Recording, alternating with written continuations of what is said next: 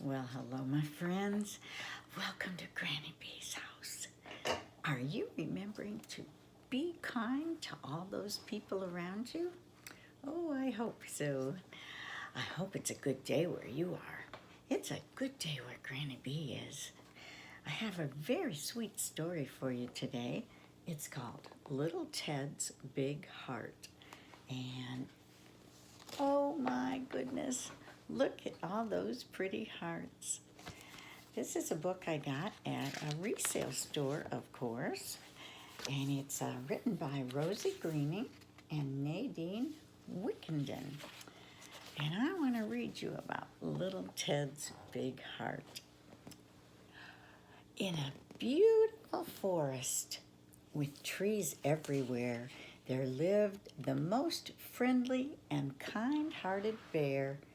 Each day, little Ted scampered off to have fun and play with his friends in the warm summer sun. So one evening, young Ted tried to think of a way to show all his friends that he loved them each day. "I'll build something special," decided the bear, "that rabbit and squirrel and owl can all share." He thought, "I shall make something bigger than big, a towering heart made of flowers and twigs." He gathered some tree bark and branch bundles too, then stuck them together with honeycomb glue. Then he painted and plaited and knitted and weaved to cover the branches in flowers and leaves. Ooh, how pretty is that? "Hurrah!" cried out Ted once the heart was complete. "It's the tallest of tall and the sweetest of sweet."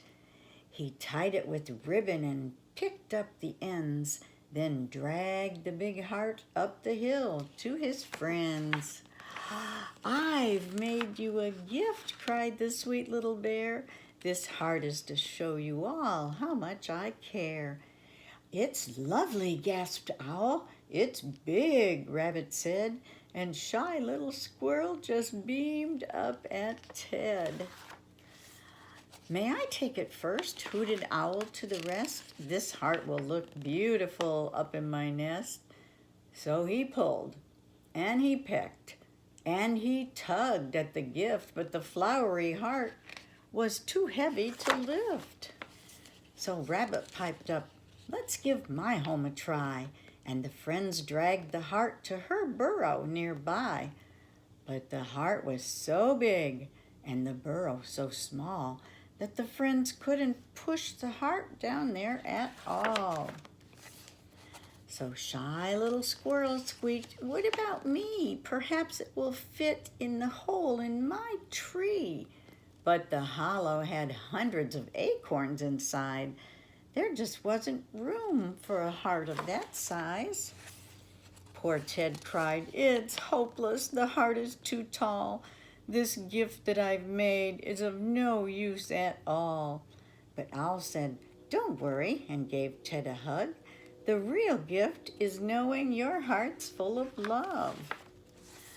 But then the heart wobbled and started to sway as a huge gust of wind blew the whole thing away. "Oh no!" cried out Ted as he started to dash, as they heard in the distance a heartbreaking crash. But then Ted got closer, and could it be true? The broken off pieces were all heart-shaped too. "They're perfect!" cried Ted as he gathered them all. "There are some for each friend, and they're lovely and small." His friends were delighted and thanked the young bear, and soon all their houses had hearts everywhere. So Ted learned that sometimes the best gifts of all could be lovely and thoughtful without being tall. The end. Well, that's not the end, because Ted's hearts are everywhere. So, I kind of think that it relates a little bit to Granny B here, because Granny Bee has this big heart, and I want to share it with all of you, each and every one of you. So maybe, like little Ted's heart, this story that I'm reading to you can be a little piece of Granny Bee's heart, and you can take it with you everywhere because you know Granny Bee loves you, and I want you to come back and see me again real soon, and maybe I'll read you another story. Okay?